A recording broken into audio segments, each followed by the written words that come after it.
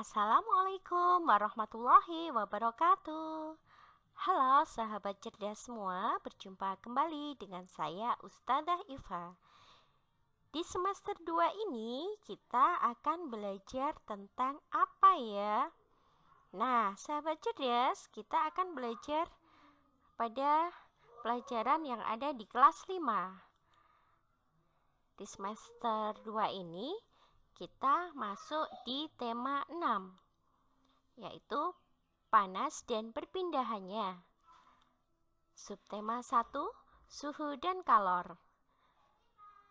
Pertemuan ini kita khusus membahas tentang muatan pelajaran bahasa Indonesia.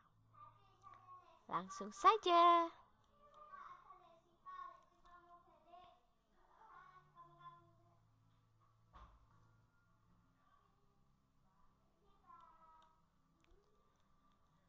Kita akan membahas tentang teks eksplanasi.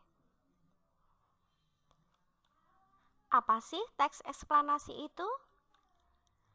Teks eksplanasi merupakan teks yang berisi tentang berbagai peristiwa yang terjadi di sekitar kita. Contohnya adalah fenomena banjir, virus COVID, dan sebagainya. Teks eksplanasi disajikan harus sesuai dengan fakta atau sesuai dengan keadaan. Bagian-bagian teks eksplanasi. Teks eksplanasi memiliki struktur, yaitu 1. Pernyataan umum. Bagian ini biasanya dimuat dalam bagian pembuka. Penulis menceritakan informasi yang telah banyak diketahui oleh orang dan disampaikan secara lugas. Kemudian, yang kedua adalah deretan penjelas, yaitu bagian ini berisi informasi tambahan atau pendukung dari pernyataan umum. Deretan penjelas biasanya bersifat lebih khusus. Informasi yang disampaikan merupakan informasi lanjutan dari pernyataan umum yang sudah dijelaskan tadi. Dan yang ketiga adalah kesimpulan. Bagian ini hasil akhir dari pernyataan umum dan deretan penjelas. Namun, kesimpulan dalam teks eksplanasi bukan menjadi suatu keharusan. Penulis dapat memberikan inti bacaan atau deretan juga merupakan tanggapan atas pernyataan yang ada di dalam teks.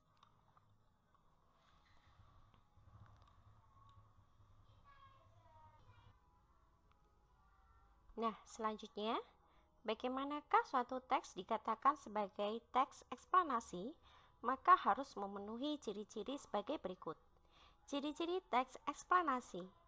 Yang pertama yaitu memuat informasi-informasi fakta. Jadi informasinya bersifat fakta ya. Yang kedua,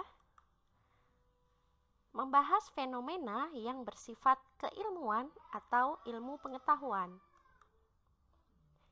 Yang ketiga, bersifat informatif dan tidak berusaha mempengaruhi pembaca untuk mempercayai hal yang dibahas di dalam teks. Yang keempat, jika teks tersebut berisi proses menjelaskan sesuatu, maka terdapat langkah-langkah atau tahapan.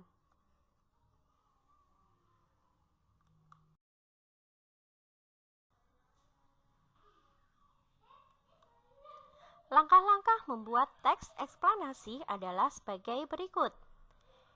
Yang pertama, tentukan hal pokok yang akan dibahas. Yang kedua, carilah informasi sebanyak-banyaknya tentang hal yang akan kamu bahas. 3. Buatlah pernyataan umum tentang hal yang kamu bahas, lalu kembangkan menjadi paragraf. 4. Buatlah informasi tambahan atau deretan penjelas tentang pernyataan umum yang telah kamu sampaikan di paragraf sebelumnya. Kembangkan deretan penjelas menjadi beberapa paragraf.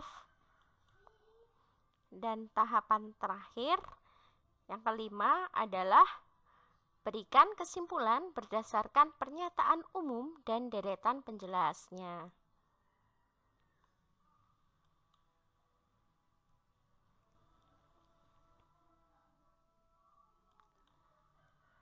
Menemukan informasi penting dalam teks eksplanasi. Setelah membaca teks eksplanasi, tentunya di dalamnya akan berisi tentang informasi-informasi penting. Nah, bagaimana ya cara menemukan informasi penting dalam teks eksplanasi? Yaitu 1. Membaca teks dengan seksama. Setelah membaca, langkah berikutnya adalah yang kedua, memahami pernyataan umum terlebih dahulu.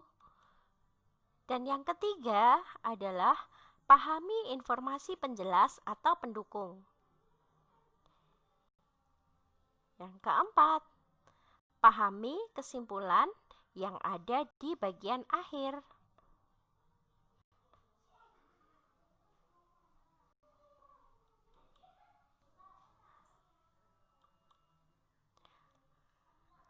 Berikutnya, membuat ringkasan dari teks eksplanasi. Setelah membaca teks eksplanasi, sahabat cerdas bisa berlatih untuk membuat ringkasannya.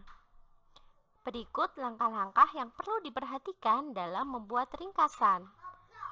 Yang pertama, bacalah teks dengan seksama.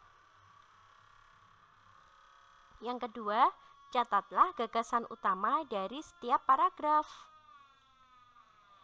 Yang ketiga, rangkailah gagasan-gagasan utama dan kembangkan menggunakan bahasamu sendiri. 4. Pastikan kamu menggunakan kosakata baku dan ejaan yang sesuai pedoman umum ejaan bahasa Indonesia atau PUEBI. Dan yang terakhir, baca ulang ringkasan yang sudah dibuat agar tidak terjadi kesalahan.